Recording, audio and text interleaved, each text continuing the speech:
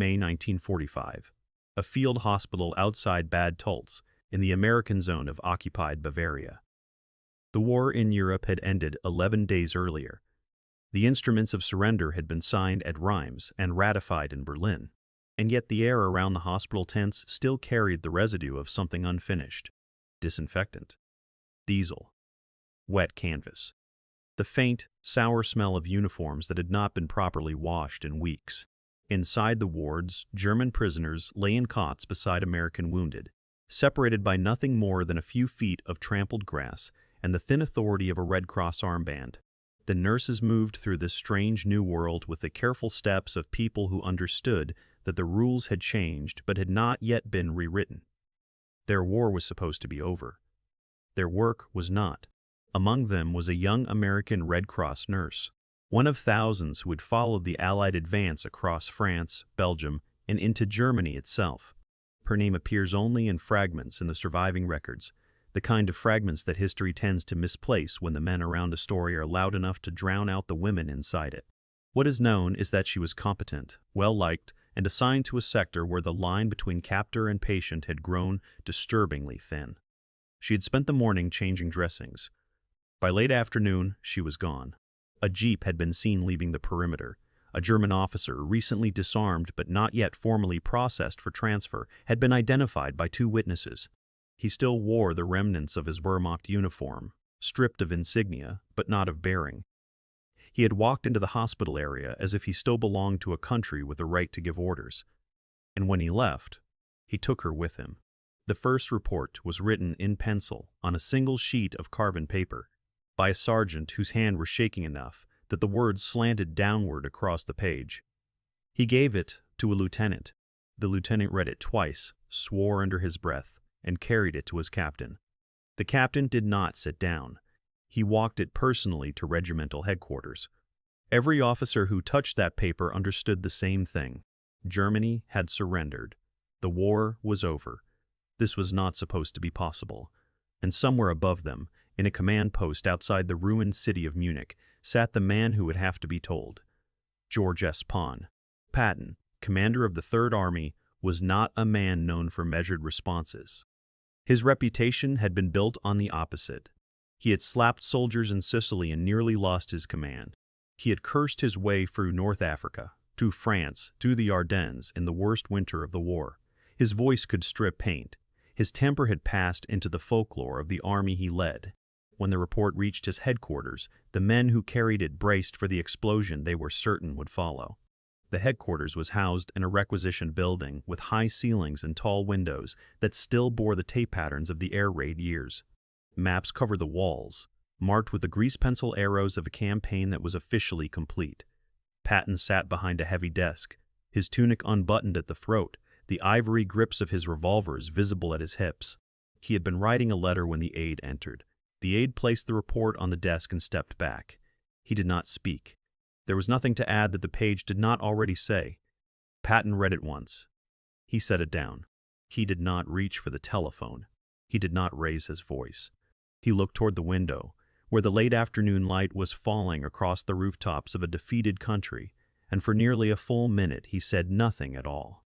The men in the room would later describe that silence as the loudest thing they ever heard from him.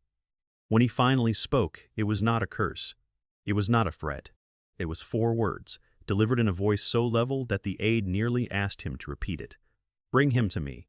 That was all. No elaboration. No order regarding procedure. No instruction about military police or counterintelligence or the chain of custody that governed prisoners of the Reich. Just the sentence, and the silence that followed it, and the understanding that filled the room afterward like cold water rising in a basement. The aide left. The hunt began. While generals and provost marshals coordinated their search across the American zone, the woman at the center of the story was enduring something that the official record would only ever describe in clinical language. The exact details of her captivity were not preserved in any document that has reached the public archives, and it would be a disservice to her to invent them. What can be said is this: she survived. She resisted in whatever ways were available to her. She kept her wits in a situation designed to strip them away, and she remembered enough, when she was finally recovered, to assist in the identification of the man who had taken her. The country he tried to disappear into was no longer a country in any meaningful sense.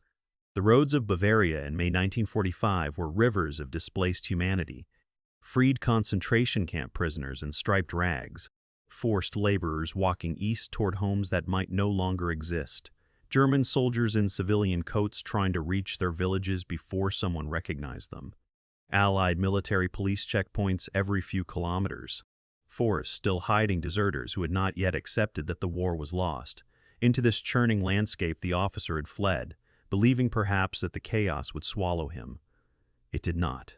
He was located within days, in a farmhouse not far from where he had committed the act. The arrest itself was unremarkable. He did not resist. He did not run. According to the soldiers who took him, he straightened his collar before stepping outside, as if the gesture might restore some portion of the authority he had already forfeited.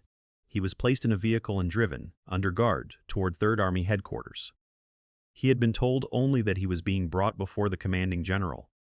The room he entered was not large. A desk, a few chairs, the maps, the light from the tall windows. Patton was standing when he came in. He did not sit. He did not invite the prisoner to sit. For a long moment, he simply looked at the man, the way a surgeon looks at something that needs to be removed. What passed between them in that room has been described in different ways by different witnesses, and the historical record is uneven enough that certainty would be dishonest. What is consistent across the accounts is the tone. Patton did not shout. He did not strike him. He spoke quietly, in short sentences, and he made the prisoner understand exactly what he was, exactly what he had done, and exactly what the surrender of his country meant for men like him. The officer was then handed over to the appropriate authorities for prosecution under the framework that the Allies were already constructing for crimes committed during and after the collapse of the Reich. He would face justice through the proper military channels. Patton had not needed to be theatrical. He had only needed to be clear. The nurse was returned to American care. She received medical attention. She was given the option to return home, and the records suggest that she did eventually leave the European theater and resume a civilian life that the war had interrupted twice over, first by calling her to it, and then by nearly destroying her within it. Her name did not appear in headlines. There were no ceremonies. The army of 1945 did not yet have a vocabulary for what had happened to her, and the country she returned to was not yet ready to hear it. She lived. That, in the arithmetic of that spring, was its own kind of victory. Patton himself had less than 7 months remaining. In December 1945, he would be riding in a staff car outside Mannheim when a collision with a truck would leave him paralyzed. He would die 12 days later, on December 21, in a military hospital, of complications from his injuries. The man who had chosen stillness in that command tent, who had reduced his fury to 4 quiet words because the situation demanded precision rather than thunder, would not live to see the first full year of the peace he had helped to win. There is a temptation, looking back, to make the story neat, to say that justice was served, that the nurse was saved, that the general proved his greatness in a single restrained sentence. The truth is more complicated. The officer faced prosecution, but the full record of his fate is incomplete. The nurse survived but carried what she carried. Patton died young, his legacy still argued over by historians who cannot agree on whether he was a genius, a liability, or both at once. What remains is the moment itself. A report on a desk, a window full of late spring light, a silence long enough to make hardened men uncomfortable, and 4 words spoken so quietly that the aide nearly missed them. Surrender is a signature on a piece of paper. It is the work of a few minutes, in a schoolhouse at Reims or a headquarters in Berlin, and it changes the legal status of armies without changing the men inside them. Peace is something else. Peace is built in the days and weeks that follow, in 1,000 small decisions made by the people who hold power in the silence after the guns. Some of those decisions are loud. Most are not. In a command post in Bavaria, in the second week of a peace that had not yet learned how to enforce itself, a general famous for his rage chose stillness instead. He understood that the war was not truly over until the victors proved they were something more than the victors. He understood that a woman in a Red Cross uniform was owed more than outrage. She was owed competence. She was owed competence. She was owed precision. She was owed the quiet certainty that the man who had taken her would be brought to account, not in a moment of theatrical fury, but in the steady mechanism of a justice that had finally arrived. "Bring him to me." 4 words. A minute of silence before them. And inside that silence, the real meaning of the Allied victory finally found its voice.